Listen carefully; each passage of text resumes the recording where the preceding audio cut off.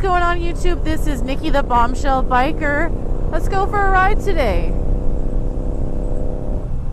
So, today, the Beard actually had a really good idea for a video for me because I was kind of racking my brain and couldn't figure out what I wanted to make a video about. And he was like, well, why don't you talk about all the times, you know, you've auditioned for singing competitions and stuff. And I thought that was actually a pretty great idea. So I've mentioned before, in pretty much all of my videos, I love to sing, I love music. You might be able to see my chest piece now. It has a big old microphone and roses on it. I love to sing. I have been singing since before I could talk. My mom was actually operatically trained, and so I had private singing lessons my entire life. And so, you know, now that the only way to really get famous is to do it on TV or on YouTube or whatever, I really wanted to audition for a couple of these singing competition shows. And so it all started. My first one I auditioned for was Nashville Star, which only actually had a couple seasons, if I remember correctly. Apparently the Beard wants to slow way the hell down. And so I think I was 16 when I auditioned for that one. And my mom and I left my house really, really early. We stood in line for like 3 hours. And needless to say, I did not get it. I was so nervous. My voice shook the whole time. And it was a group like lineup. So what happened was you walk into this room with a bunch of producers and they say, okay, sing a song, or I'm sorry, a verse and a chorus of a song. Here you go. And so I was the very last one in like a group of 5, like, and you're just standing in front of this screen just like, all right, show us what you got, which is not conducive to like your best performance that you're ever gonna give, because you're not comfortable, you're super nervous. And I was only 16, so I was even more nervous. And even though I was a minor, like I couldn't take my mom back with me, and like I get why, because your mom's not gonna be up there holding your hand, but still. So went through, didn't make it. Mom and I went and walked around IKEA the rest of the day. It was a great day. The next time I auditioned was several years later. I went to a voice audition, which is a show that is actually still around, because my sister was like, it's not like American Idol where it's based on the look. And that's, American Idol is just a big fat popularity contest, and it half the time on these shows it really isn't about your singing ability, it's your marketability. And I'm a bigger girl. I am not this cute petite blonde hair, blue eyed, you know, Southern belle. I swear like a sailor. I'm covered in tattoos. I don't drink as much anymore, but I used to be able to drink pretty well, and I choose beer over wine, and that's just who I am. I ride motorcycles, you know? And so I went through with one of my best friends at the time. She went and stood in line. We left my house at 3 in the morning to get down to LA. Went down there, auditioned, didn't get it, made it to the second part of it, which is where they, so when you go in for The Voice, it's a bit different. You go in like groups of 10, and there's one producer in the front and one producer in the back. And they tell you, like, we're not going to look at you because it's based on your sound. And we want to hear, you know, a verse and a chorus, and we want to hear what you've got. And I felt pretty confident in that one. I made it to, okay, well, now sing us a second song. All right, chill. So I had thankfully prepared 2 song choices. I think the first one was Family by LeAnn Rimes, or I don't know, some LeAnn Rimes song, and then an Amy Winehouse Rehab was my next choice, which I feel like are both, you know, strong songs for me, and I love them. I love them so much. And so went through and I got well, if you don't hear from us by 5, you know, we found somebody that was a little bit closer of a fit. All right, chill. So waited around till 5, didn't hear anything. Whatever, didn't get discouraged. Just wasn't my season. I have auditioned for The Voice 3 times. The last time I auditioned, I went, so it's been kind of a revolving door of like who wants to go with me, because like standing in line for 3 hours by yourself sucks. It's not a good time. What's up, Mr. Carr? And so having friends or family that are willing to stand and wait with you for hours is a big ask. But I have been very, very thankful to have family and friends who have supported me like that. My mom was always my go-to, but if she couldn't, then, she wouldn't, and I would take somebody else. So my friend Erica went with me. My dad went with me. My mom's gone with me.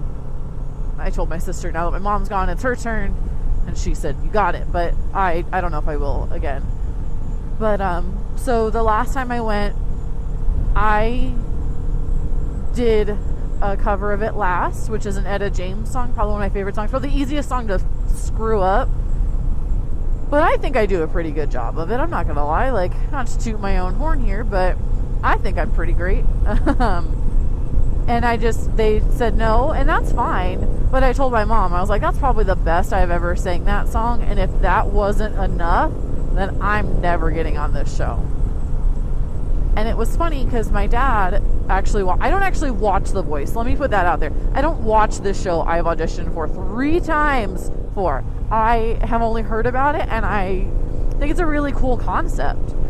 But what a lot of people don't realize is, yeah, the blind auditions are just that, blind auditions with the judges. But you've got to jump through some pretty big hoops with producers before you get there, because they want to see they want to see if you're going to market well. Because at the end of the day, they're selling a product, and you are that product. Nothing wrong with that. It's smart. They shouldn't just put any Joe Blow up there that no one's going to want to see succeed. That's not good business. So they try and pick people that fit this mold. The year I went with my dad, I had a hernia. The week before, I got a hernia in my belly button. And so I couldn't breathe from my diaphragm very well.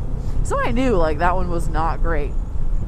But there was a younger girl there who fit the cute hipster mold.